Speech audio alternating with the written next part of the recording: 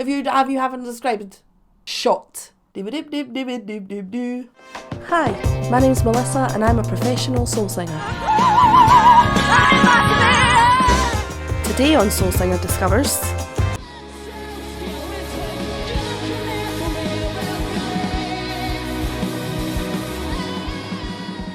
Greetings be with you, my dudes. How on earth are you? I hope you've had a salacious week and you're planning on having an extravagant weekend. And I'm gonna get drunker than I've ever been in my entire life! Welcome back to another Soul Singer Discovers. Today is another patron's choice. That's right, this week's patron is Razamataz. I never know which way's best because I like them both. But before we get there, it's Metalhead Musings. Today's Metalhead Musings comes from Dibidus. Dibidus. Dibidus says, love the thick accent. Dibidus, thank you. I'm glad you enjoy this accent because I have received several comments recently of people saying they really enjoy my videos when they can understand them, which is not very often. It appears that people of a Spanish persuasion tend to be the ones who understand me the least. To all of you that don't understand, I'm so sorry. Just put on the subtitles, I'm sure they'll be hilarious. Trust me when I say this is me trying to speak as slowly and concisely as I can. It's not good. Which is also why we get Rosie the robot to do things these days. Isn't that right, Rosie? That's right, Melissa. You sheep-shagging, skirt wearers sound like you're blowing on hot food in your mouth. I might sound like a sheepshagger, but at least I don't sound like I'm a children's entertainer. Up yours! Oh yeah. Today on Soul Singer Discovers, we're going to be discovering Mars Volta. But let's head over to Rosie the Robot to find out more facts about Mars Volta that I did not know. The Mars Volta was an American progressive rock band formed in 2001 and known for their genre-defying sound and electrifying live performances. Founded by former members of the influential post-hardcore band At the Drive-In, Cedric Bixler Zavala and Omar Rodriguez Lopez, the Mars Volta embarked on a sonic journey that blended elements of progressive rock, punk, jazz, Latin music, and psychedelia. Thank you, Rosie. So let's do it. The song that we're going to be discovering is Mars Volta, Roulette Dares. So let's do it. Boop.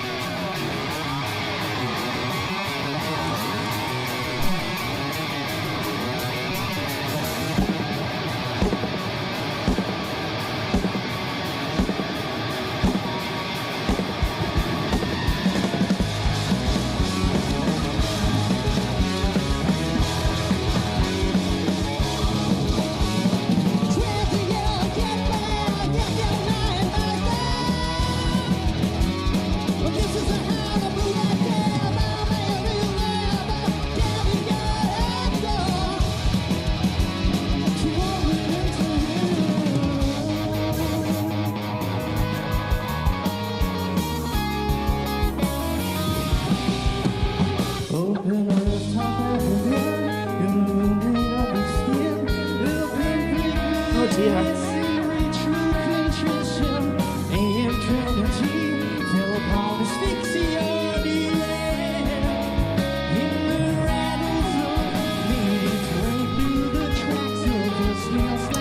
This sound engineer needs shot.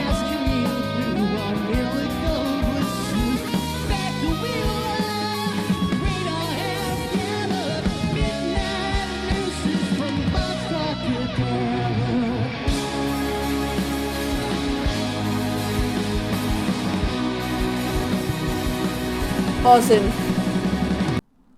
I love this person's the lead singer's presence. Unfortunately, we're fighting against three things here. Our patron, Razamataz, what was this? I don't know. They did choose this particular recording. Some of the other recordings were even worse than this. And some not available in this country. Yes, I know I can use a VPN, don't start everybody, I understand. So yeah, there's not a lot of great recordings of this band, which is a real shame, because I think the vocalist is really good. But also, despite the vocalist being really good, I do think the vocalist articulation is not good at all. And this is where things fall down. If you've got a singer who's got a sloppy articulation, and you've got a sound engineer who doesn't understand that some voices in the world require no reverb and little to no bottom end, or as much bottom end as you can risk. You're fighting a losing battle. It's going to be vocals coming through in an incredibly muddy way. Perhaps it's the way it's recorded as far as the TV is concerned, because it's obviously like recorded for broadcast. So, or at least broadcast maybe perhaps on a YouTube channel of some description. Maybe they've not taken a feed from the desk, or maybe the feed from the desk is very low in the mix of what is being created. Who knows? But the poor singer, although I would offer that the singer needs to have better articulation. But really great energy. It feels a little bit more in the rocky indie end of the spectrum of guitar music. But I like the energy. It's given me TG. There used to be a British programme many moons ago called TGIF Fridays, and it was hosted by a irritating man called Chris Evans, but it was a great programme because they had some of the best live acts of the time on it. This is what it feels like. Oh, let's keep going. Boop.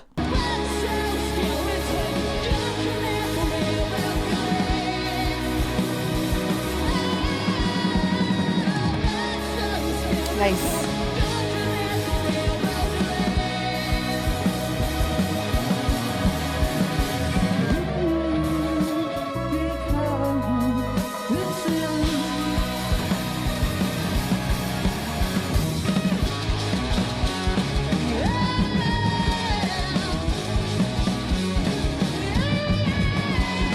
Oh, no! That was nice.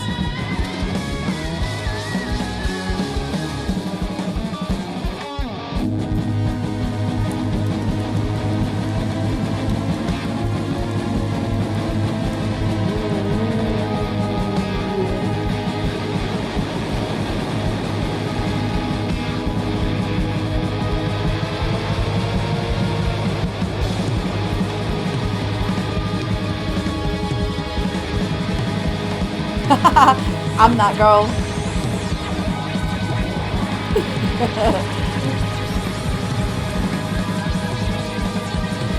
Trippy, very trippy.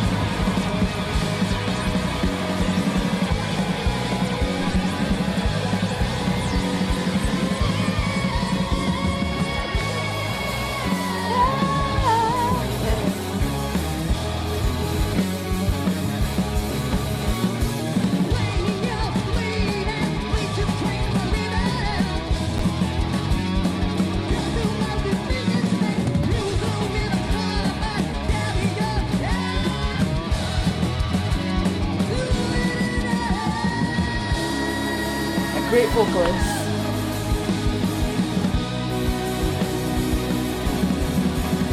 Great stage presence.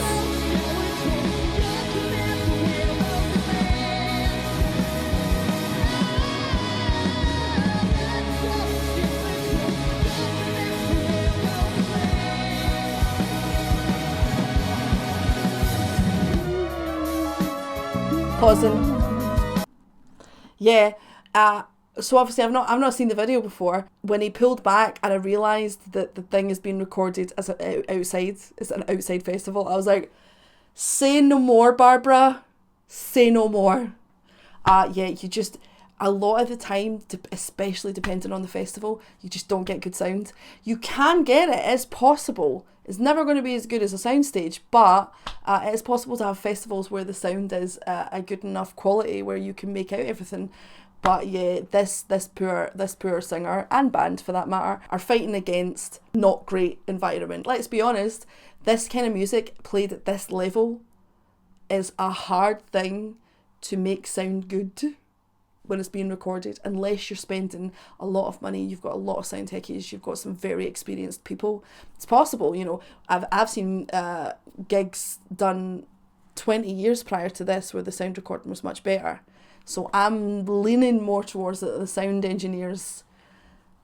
Ooh, need one of them. You know, we've watched stuff like Deep Purple in the 70s with Glenn Hughes singing at the front of hundreds of thousands of people, maybe not hundreds of thousands of people, but you know what I mean, crystal clear. So this is a shame. But I do think they're fighting against the fact that also the vocalist doesn't have good articulation. However, the vocalist might not have good articulation, but their intonation is lovely, and they're really doing some amazing sort of like overarching notes, that sort of and very, very wide articulation. It's really nice, really nice. Let's keep going. Boop.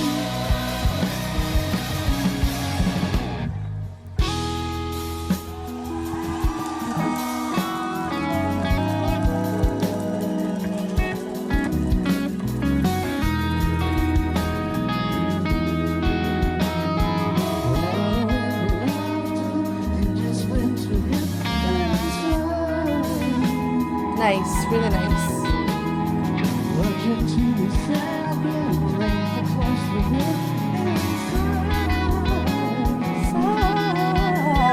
That was nice.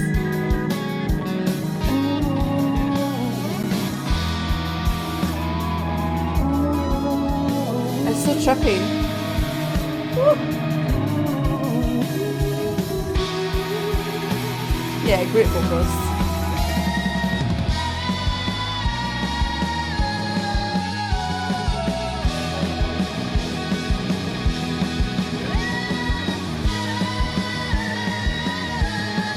This tongue.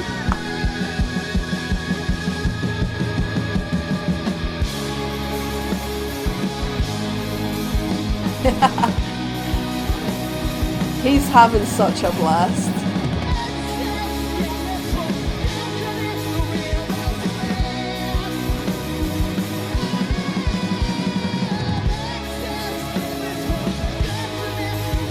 He's also badly lit. People organising this festival are arseholes.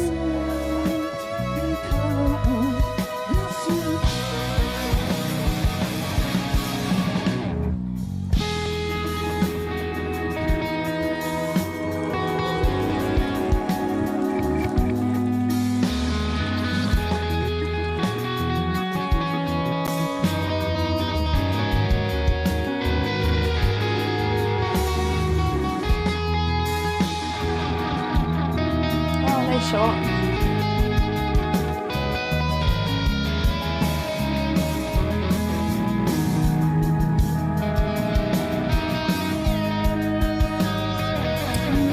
I love the theremin thing.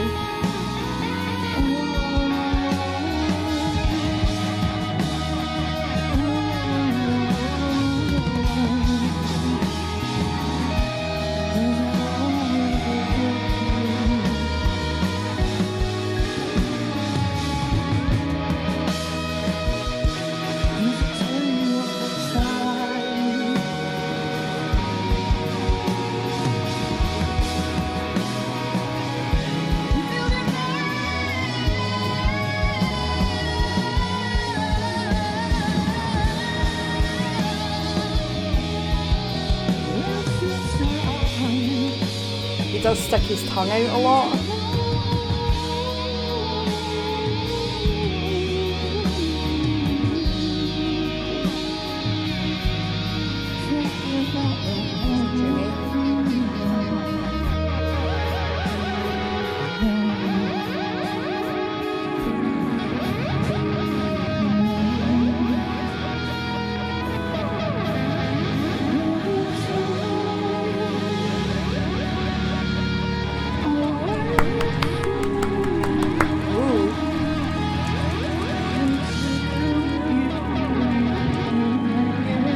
Is that it?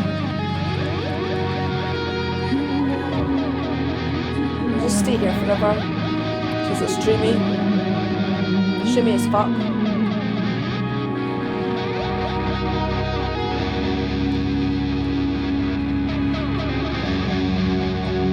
Yeah, boop.